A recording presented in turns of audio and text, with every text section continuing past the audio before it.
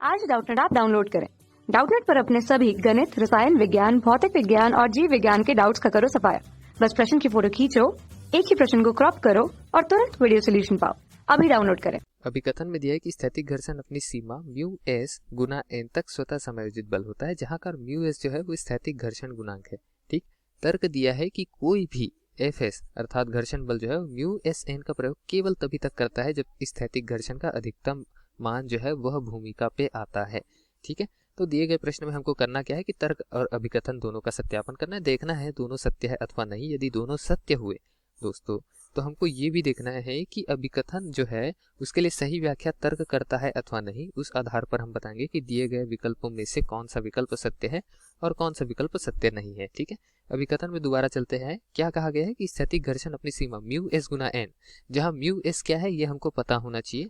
यहाँ लिख देते हैं म्यू एस बराबर में क्या है, घर्षण गुणांक है, लेकिन यहाँ जो एस लिखा हुआ है छोटा सा वो क्या बताता है, म्यू तो घर्षण गुणांक होता ही है, एस बताता है कि ये स्थैतिक घर्षण गुणांक है, तो स्थैतिक यहाँ पर लिख देंगे। वही म्यू के लिखा रहता तो वो गतिज घर्षण गुणांक रहता। ठीक है, एन जो है वो क्या है, यहाँ नॉर्मल फोर्स या फिर हिंदी में कहा जाए तो प्रतिक्रिया बल है। ठीक है, एन बराबर में क्या हो जाएगा, समान बल कहते हैं इसको, वैसे तो समान बल नॉर्मल फोर्स। ठीक है, किसी पिंड का उदाहरण लेंगे अभी तो देखेंगे कि ये होता क्या है। ठीक है, म्यू एस जो है वो स्थैतिक घर्षण गुणांक है कहा गया है, तो वो बिल्कुल सही है, हमने यहाँ भी लिख भी दिया। ठीक, अब पिंड बना लेते हैं कोई सा एक। ठीक, ये पिंड हमने बना लिया। अब क्षैतिज ही स्थिति लेकर चल रहे हैं हम यहाँ पर, ये सतह पर रखा हुआ है पिंड ऐसा मानकर चलते हैं। ठीक है, अब उसके पश्चात यहाँ प्रश्न में क्या कहा गया है दोस्तों कि प्रश्न में कहा गया है कि स्थैतिक घर्षण अपनी सीमा पर स्वतः समायोजित बल होता है। अब मान लेते हैं कि यहाँ पर जो द्रव्यमान है ब्लॉक का वो है कैपिटल एम। ठीक है, तो इस पर एक नीचे की ओर बल सदैव लग रहा होगा, ऊर्ध्वाधर नीचे की ओर गुरुत्वाकर्षण त्वरण की वजह से द्रव्यमान गुना गुरुत्वीय त्वरण अर्थात जो भार लगता है वो। ठीक है, तो इसकी वजह से समान बल लंबवत ऊपर की ओर लग रहा होगा सतह से। ठीक है, और उसको हम कहते हैं प्रतिक्रिया बल। ठीक है, तो वो समान बल यहाँ प्रतिक्रिया बल लग रहा है और उसका मान जो है वो क्या रहेगा, कैपिटल एम जी के बराबर रहेगा।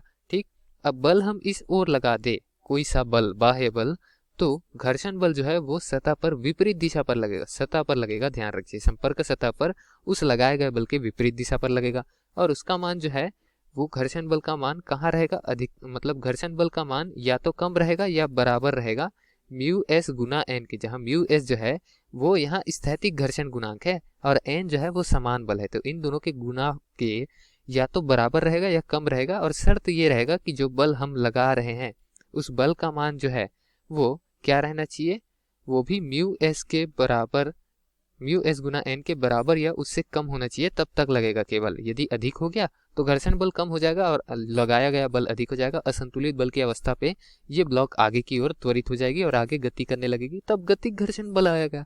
ठीक है, प्रश्न में नहीं दिया है तो उसकी चर्चा हम नहीं करते यहाँ पर। अब जैसे यहाँ म्यू एस गुना एन का मान है या फिर म्यू एस गुना एम जी का मान दिए गए इस चित्र के लिए, उसका मान जो है वो क्या हो जाएगा, कुछ मान हो जाएगा, मान कर चलते हैं। ठीक है, यहाँ पर क्या लिख देंगे, माना कि म्यू एस गुना एन जो है वो जो है 100 न्यूटन के बराबर है, तो यहाँ पर क्या म्यू एस गुना एन जो है मतलब घर्षण बल विपरीत दिशा पर वो सदैव 100 न्यूटन लगेगा, जी नहीं, 100 न्यूटन से कम लगेगा।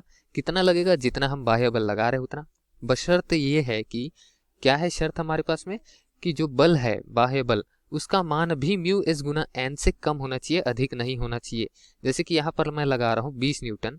ठीक है, 20 न्यूटन एफ का मान हो गया, तो एफ एस का मान भी विपरीत दिशा में 20 न्यूटन ही रहेगा। ठीक है, और यहाँ मैं लगा लिया यदि 80 न्यूटन एफ का मान, तो एफ एस का मान भी 80 न्यूटन हो जाएगा। इसीलिए हम क्या कहते हैं कि घर्षण बल जो है वो स्वतः समायोजित बल होता है। ठीक है, यहाँ पर दिया गया स्वतः समायोजित बल वही घर्षण बल होता है, वह अपने आप ही समायोजित हो जाता है लगाए गए बल के विपरीत दिशा पर। ठीक है, यहाँ 100 न्यूटन जो है वो क्या है, सीमांत घर्षण बल है। यहाँ लिख देते हैं कौन सा बल है, सीमांत घर्षण बल, मतलब यहाँ घर्षण बल की सीमा का अंत होता है। ठीक, अब सीमांत घर्षण बल से अधिक बल हमने लगा दिया। ठीक है, हमारे द्वारा लगाया गया बल जो है वो क्या हो गया, 100 1 न्यूटन भी हो गया मानकर चलिए, तो घर्षण बल वहां पर अधिकतम 100 न्यूटन ही लगेगा और उसके पश्चात स्थैतिक घर्षण वहां से समाप्त हो जाएगा। वहां नया घर्षण आएगा, नया प्रकार का गतिक घर्षण, जो कि स्थैतिक घर्षण से भी कम मान का रहता है। ठीक है, ये 100 न्यूटन से कभी अतिरिक्त नहीं लगेगा और इस बल का मान जो है, घर्षण बल का मान, वो लगाए गए बल के बराबर ही रहेगा जब तक ये सीमांत घर्षण से नीचे है तब तक। तो दिया गया अभिकथन जो है वो सत्य है। घर्षण बल स्वतः समायोजित बल होता है सीमांत घर्षण तक का, और स्थैतिक घर्षण में जो सीमांत घर्षण है उसके लिए हम क्या देखते हैं कि स्थैतिक घर्षण का मान अधिकतम रहता है। ठीक है, अब यहाँ तर्क दिया है कि कोई भी Fs बराबर म्यू एस गुना एन का प्रयोग केवल तभी तक कर सकता है जब तक स्थैतिक घर्षण का अधिकतम मान भूमिका पे आता है।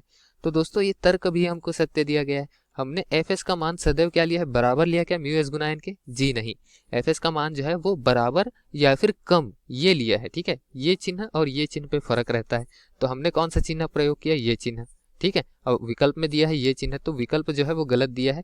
ठीक, लेकिन विकल्प में आगे क्या कहा गया है कि केवल तभी प्रयोग कर सकता है, अर्थात यहाँ पर एक शर्त दे दी गई है और शर्त में कहा गया है कि जब स्थैतिक घर्षण का अधिकतम मान भूमिका पे आता है। तो दोस्तों अधिकतम से अधिकतम मान में देखें तो Fs का मान जो है वो बराबर हो जाता है म्यू एस गुना एन के। यहाँ पर सीमांत घर्षण पे म्यू एस गुना एन जो है उसके लिए मान जो रहेगा Fs का वो बराबर हो जाएगा। तो तर्क भी सत्य दिया है, लेकिन तर्क जो है वो अभिकथन की व्याख्या नहीं करता। अभिकथन का सत्यापन जो है उसके लिए हमको यहाँ पर सीमांत घर्षण भी समझाना पड़ा, समान बल भी समझाना पड़ा। ठीक है, ये केवल तर्क से हम व्याख्या नहीं कर सकते। तो हमारा विकल्प बी सही हो जाएगा कि अभिकथन तर्क दोनों सही तो है, लेकिन तर्क जो है वो अभिकथन की सही व्याख्या नहीं कर सकता। ठीक है, अतः दिए गए प्रश्न के लिए विकल्प बी सही उत्तर हो जाएगा। दोस्तों धन्यवाद। कक्षा 6 से 12वीं से लेकर नीट, IIT, JEE वो एडवांस के लेवल तक 1 करोड़ से ज्यादा छात्रों का भरोसा। आज ही डाउनलोड करें डाउटनेट ऐप या व्हाट्सएप करें अपने सारे डाउट्स 8400 400 400 पर।